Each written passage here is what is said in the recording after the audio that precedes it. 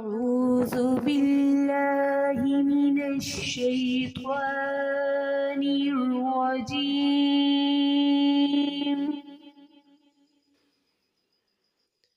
بسم الله الرحمن الرحيم. سورة الملک آیت نمبر 12 اور 13. إن الذين يخشون ربهم بالغيب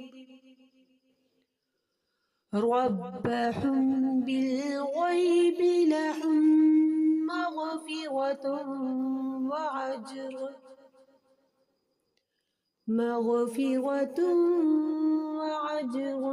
كبير. بے شک وہ لوگ جو ڈرتے ہیں اپنے رب سے بن دیکھے ان کے لیے ہے مغفرت اور بڑا اجر. وَأَسِرُّوا قَوْلَكُمْ أَوِ اجْهَرُوا بِهِ إِنَّهُ عَلِيمٌ بِذَاتِ الصُّدُورِ.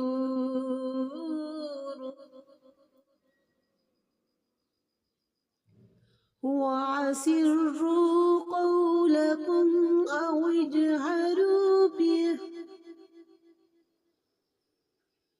إِنَّهُ عَلِيمٌ بِذَاتِ الصُّدُورِ.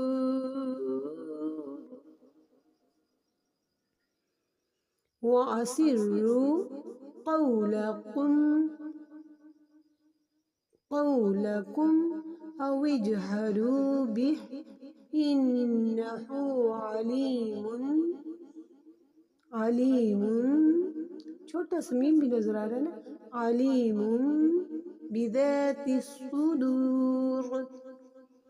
اور آہستہ کہو تم اپنی بات یا اونچی آواز سے، بے شک وہ پوری طرح باخبر ہے سینوں کے بھیدوں سے بھی. ان آیت مبارکہ میں ہم دیکھتے ہیں کہ جہاں ہم نے پچھلی آیت مبارکہ میں دیکھا تھا کہ جب لوگ جہنم کے دہانے پہ پہنچ جائیں گے تو وہاں جا کے وہ پچھتائیں گے اور لعن طعن کریں گے ان لوگوں کو جنہوں نے ان کو اس تباہی کے راستے پہ لگایا ہوگا، برے راستے پہ، جہنم کے راستے پہ لگایا ہوگا. کیونکہ اب تو ان کا پچھتانا یعنی کیا ہوگا، بے فائدہ ہو گیا نا. ان کو کوئی فائدہ نہیں ہوگا پچھتانے سے، کیونکہ اب ٹائم گزر چکا ہے. اب تو عذاب کو دیکھ کے توبہ کر رہے ہیں. پہلے جو ان کو حکم پہنچا، تلقین پہنچی، نصیحت پہنچی، اس کو ان لوگوں نے بالکل بھی کچھ نہ سمجھا.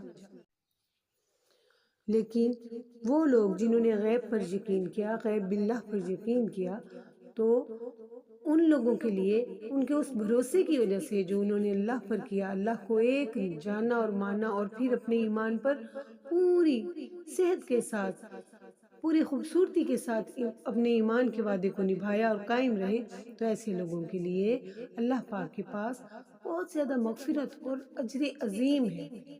یعنی انعامات ہی انعامات ہیں ان لوگوں کے لیے. دوسری آیت مبارکہ میں یعنی اس آیت نمبر جو ہم نے 12 پڑھی، اس میں کیا ہوا کہ ان کو خوشخبری سنا دی گئی کن لوگوں کو، جنہوں نے اللہ کے راستے کو چنا.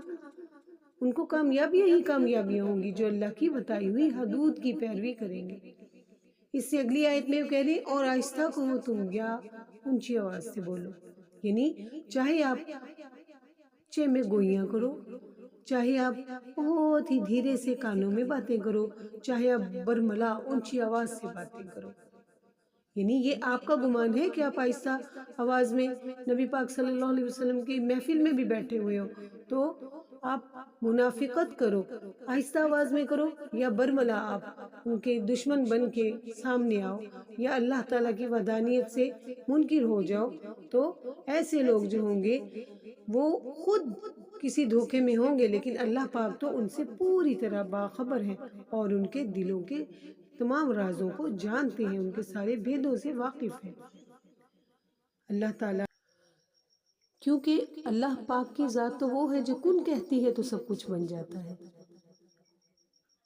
تو جو خالق اور مالک ہوتا ہے اس کو تو ہر چیز کی خبر ہوتی ہے، تو ان لوگوں کی غفلت ہوتی ہے جو یہ سمجھتے ہیں کہ ہم چھپ کے کچھ کریں گے تو اللہ پاک نہیں دیکھیں گے۔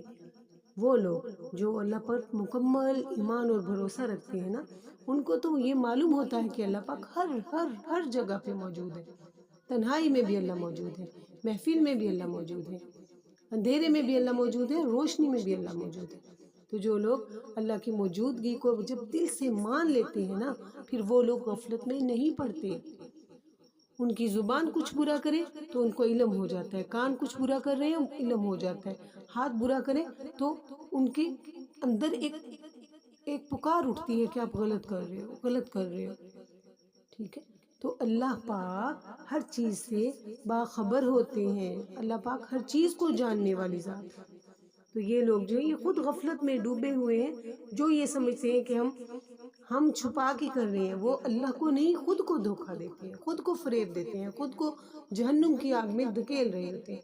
تو اللہ پاک ہم سب کی مغفرت فرمائے، ہمیں سیدھی راہ پر چلنے کی توفیق عطا فرمائے، تاکہ ہم بھی اللہ تعالیٰ کے ان نیک بندوں میں شامل ہو جائیں جن پہ اللہ پاک کا کرم ہو، عنایات ہو اور اللہ تعالیٰ کی محبت مل سکے۔